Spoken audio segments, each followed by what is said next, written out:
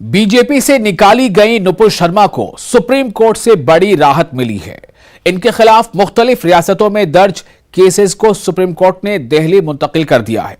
इससे पहले 19 जुलाई को जस्टिस सूर्यकांत और जेबी पादरीवाला की बेंच ने पैगंबर इस्लाम सल्लल्लाहु अलैहि वसल्लम के बारे में नाजेबा तबसरे के सिलसिले में नुपुर शर्मा की गिरफ्तारी पर रोक लगा दी थी। साथ ही 8 रियासतों में दर्ज एफआईआर को दिल्ली मुंतकिल करने का नोटिस भी जारी किया था। सुप्रीम कोर्ट ने नुपुर शर्मा से कहा कि उनके खिलाफ दर्ज एफआईआर को मनसूख करने की मांग को लेकर वो दिल्ली हाईकोर्ट में अर्जी दाखिल कर सुप्रीम कोर्ट ने और सुप्रीम कोर्ट ने इस हुक्म के बाद अब दिल्ली पुलिस इस मामले की जांच करेगी।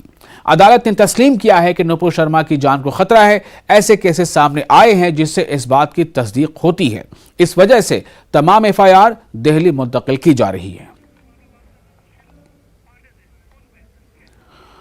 और इस बारे में और ज्यादा जानकारी के लिए रुख करेंगे अपने नुमाइंदे सुशील पांडे का, जो इस वक्त हमारे साथ दिल्ली से जुड़े हुए हैं। सुशील, इस केस में आज क्या बातें सामने आई हैं? कितनी बड़ी राहत ये नुपुर शर्मा के लिए है? और जब पिछली बार समाअत करते हुए कोर्ट ने कमेंट किया था, उसमें जो कमेंट्स थे नुपुर शर्मा के बारे में, जो बातें थीं, तो उनमें और आज के इस रिमार्क्स में या फैसले में कितनी बातें हैं, क्या क्या फर्क है?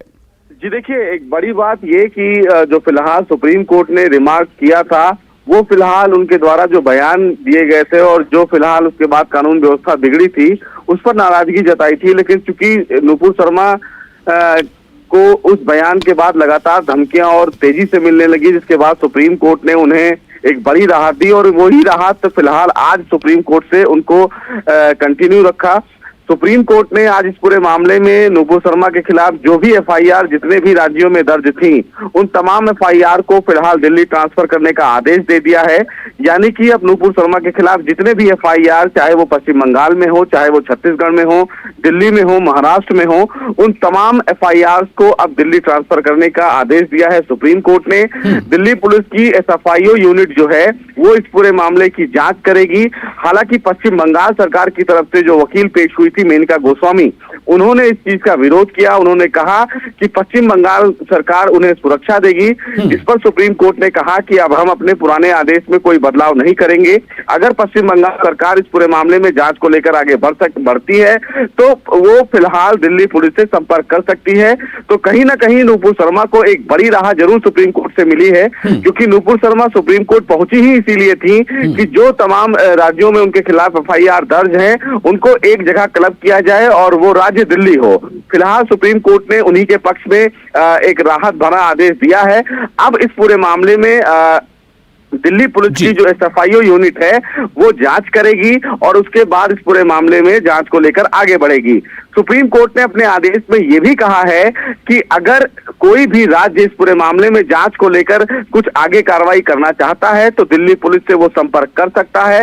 हालांकि पश्चिम बंगाल सरकार लगातार इसका विरोध कर रहा था। पश्चिम बंगाल सरकार की तरफ से ये कहा गया कि इस मामले में एक एसआईटी का गठन किया जाए, लेकिन सुप्रीम कोर्ट ने ऐसा कोई आदेश नहीं दिया।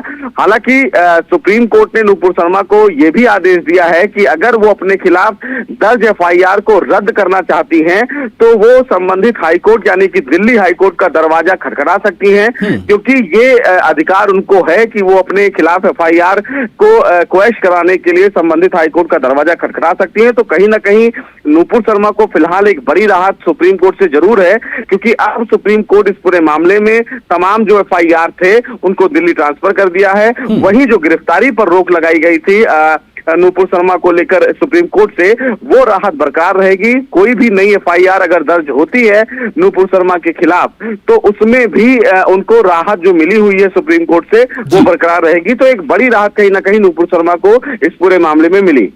सुशील, एक बात और समझना चाहूंगा, जिस तरह से तमाम अलग अलग शहरों के मामलों को दिल्ली ट्रांसफर करने पर सुप्रीम कोर्ट ने अपनी सहमति जता दी है कि तमाम केसेस दिल्ली ट्रांसफर होंगे।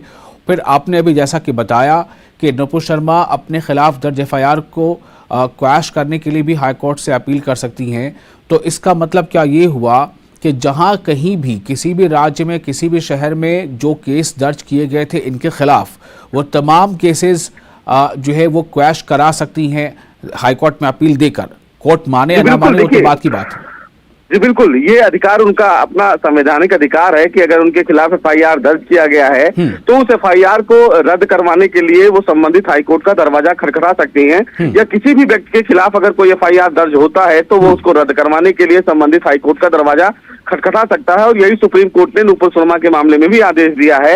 अब नुपुर शर्मा को लगता है कि अगर उनके खिलाफ जो एफआईआर दर्ज किए गए हैं वो राजनीतिक मंशा से किए गए हैं तो उसको लेकर वो हाईकोर्ट का दरवाजा खटखटा सकती हैं। संबंधित हाईकोर्ट इस पूरे मामले पर सुनवाई करेगा और संबंधित स्टेट को नोटिस जारी करेगा। संबंधित स्टेट इस मामले में अपना जवाब दाखिल करेंगे और वो बताएंगे कि क्यों उनके खिलाफ एफआईआर दर्ज किया गया है। तो कहीं ना कहीं इस पूरे मामले में जो क्वेश्चनिंग ऑफ एफआईआर का मामला फिलहाल नुपुर शर्मा को लेकर दिया गया है सुप्रीम कोर्ट से, ये रास्ता थोड़ा लंबा है, लेकिन फिलहाल गिरफ्तारी नहीं की जाएगी इस मामले में, ये एक बड़ी राहत नुपुर शर्मा को जरूर मिली है। जी सुशील, एक और सवाल यहाँ पर यह पैदा होता है कि ऐसे मामलों में जिस तरह से ये सुप्रीम कोर्ट ही के जजेस थे जिनका ये कमेंट था कि आपके बयान से देश में बिल्कुल हालात जो है वो दंगे जैसे बन गए हैं और देश की छवि जो है वो देश में ही नहीं बल्कि दूसरे देश के बाहर भी इस छवि पर सवाल उठने लगे हैं। तो एक तरफ सुप्रीम कोर्ट का पहले ये एक कुछ जजेस का रिमार्क्स भी था और दूसरी तरफ अब सुप्रीम कोर्ट ने लगातार जो रियायतें दी हैं, इससे क्या समझा जाए कि क्या कोर्ट की नज़र में एक आम आदमी क्या समझेगा कि क्या उनके जो मामले थे या जो उनके स्टेटमेंट की जो गंभीरता थी और जिस तरह से वो वायलेशन ऑफ रूल्स थे, क्या उसकी उसका जो तापमान है, उसकी जो गंभीरता है वो कम हो गई है? जी देखिए, अगर कोई भी व्यक्ति किसी भी प्रकार से ऐसी टिप्पणी करता है जिससे कानून व्यवस्था बिगड़ती है, लोगों के बीच में धार्मिक उन्माद बढ़ता है, उसको लेकर सुप्रीम कोर्ट ने नाराजगी जताई और सुप्रीम कोर्ट ने यह बताया कि नुपुर शर्मा के द्वारा जो तमाम चीजें कही गई वो गलत हैं। इसके बाद नुपुर शर्मा की तरफ से भी कोर्ट में ये दलील दी गई और ये कहा गया कि उन्होंने इस पूरे मामले में माफी मांगी है। इस पर सुप्रीम कोर्ट ने ये कहा कि माफी मांगना काफी नहीं है, लेकिन किसी भी व्यक्ति के द्वारा अगर कोई भी टिप्पणी की जाती है तो उसके बाद भी उसके पास उसका संवैधानिक राइट है, यानी कि उसको संविधान ये अधिकार देता है कि वो अपने इस मामले को लेकर कोर्ट का दरवाजा खटखटाए। क्योंकि नुपुर शर्मा के मामले में कई राज्यों में एफआईआर दर्ज थे और जिस तरह नुपुर शर्मा के बाद तमाम घटनाएं हुई, ऐसे में नुपुर शर्मा की तरफ से ये अर्जी दाखिल करके कहा गया कि चूंकि कई राज्यों में उनके खिलाफ मुकदमा दर्ज है और अगर कई राज्यों में वो मुकदमा का सामना करने जाएंगी तो उससे उनकी जान को खतरा होगा। ऐसे में किसी भी व्यक्ति के संवैधानिक अधिकार को बचाने का भी, कहीं ना कहीं रक्षा करने का भी अधिकार सुप्रीम कोर्ट में निहित है और वही अधिकार का पालन करते हुए फिलहाल सुप्रीम कोर्ट ने ये आदेश दिया। और यही मामला जुबेर में भी था कि जुबेर के जब मामले में जो को फाउंडर थे उनके मामले में भी यही चीजें हुई थी, जब सुप्रीम कोर्ट ने उन्हें एक बड़ी राहत दी और ये कहा कि जो मल्टीपल एफआईआर उनके खिलाफ यूपी में या कई और राज्यों में दर्ज किए गए हैं उन तमाम राज्यों को दिल्ली ट्रांसफर किया जाए। तो दोनों जो मामले हैं उस मामलों में सीधा रूप से यही कहा जा सकता है कि अगर कोई भी किसी भी प्रकार की गलती करता है तो अदालत एक तरफ उन्हें फटकार भी लगाता है, लेकिन अदालत दूसरी तरफ उन्हें राहत भी देता है क्योंकि मामला उनकी जान से जुड़ा है, उनके संवैधानिक अधिकार से जुड़ा हुआ है और संविधान की रक्षा करने के लिए देश की सबसे बड़ी अदालत यानी कि सुप्रीम कोर्ट उन्हीं संविधानों की रक्षा के लिए ही बैठा हुआ है। चलिए, बहुत बहुत शुक्रिया आपका सुशील, बहुत तफसील से तमाम बातें हमारे नाज़रीन को बताने के लिए।